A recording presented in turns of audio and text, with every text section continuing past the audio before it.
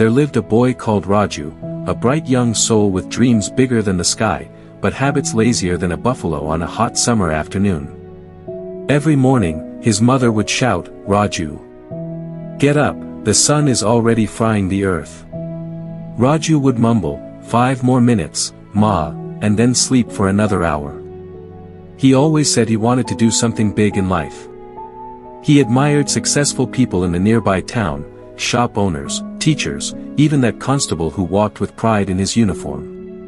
But Raju never did anything consistently. One day he'd decide to exercise.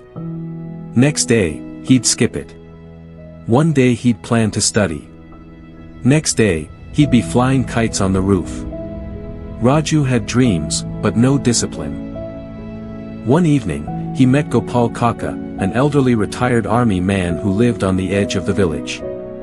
Every morning, like clockwork, Gopal Kaka would wake up at 4 a.m., sweep his courtyard, do push-ups, read, and then work in his garden. Raju was always curious. Why does he do all this?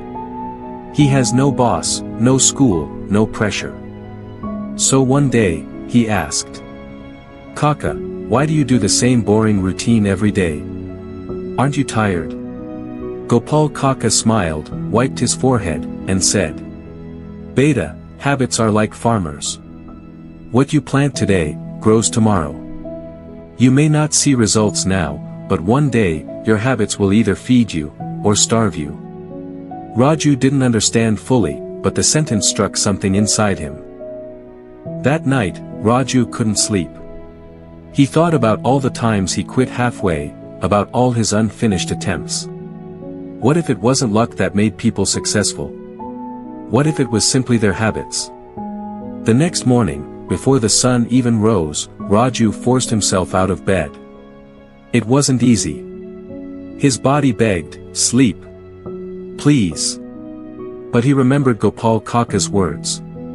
He washed his face, tied his shoes, and went for a run. He could barely run 200 meters before gasping like he had sprinted across the desert. But he didn't stop. He continued. Day 2, he ran again. Day 3, again. Day 7, his legs were still aching, but he noticed something different.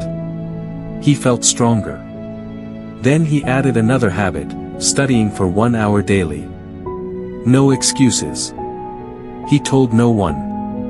He didn't announce it. He just showed up every day. Months passed.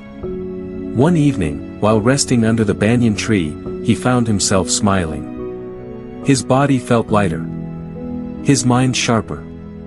He had energy throughout the day. He didn't even realize when discipline became natural to him. One of his friends, Sonu, asked, "Raju, how did you transform? You used to be the king of laziness." He laughed. "I didn't change in one day. I just kept repeating small changes every day until they became part of me." Soon, an opportunity came. A government job recruitment rally announced physical fitness and written exams. Raju applied. On the physical test day, many boys from the village showed up. Some were overconfident. Some were nervous. Raju? Calm. The whistle blew. They started running. Many boys sprinted fast, but got tired quickly. Raju maintained his pace, steady, controlled, disciplined. Months of habit carried him forward when motivation failed. He cleared the first round. Then came the written exam. Others crammed last minute. Raju was already prepared. 1 hour a day for months had built a solid base. He cleared that too. Weeks later, a letter arrived. "Congratulations. You have been selected." Raju stood still. His hands trembled. His mother stared, confused. He looked at her with tears in his eyes and whispered, "Ma, your son did it." She hugged him tight. The whole village celebrated. But the happiest person was not Raju, it was Gopal Kaka. "See, Beta," he said proudly, "motivation starts you. But habit keeps you going when strength fades. Moral of the story. We think big changes need big efforts. But real transformation comes from small habits, done daily. Not once. Not for a week. But until they become a part of you. You don't need to overhaul your life. Just start with one small habit. Today.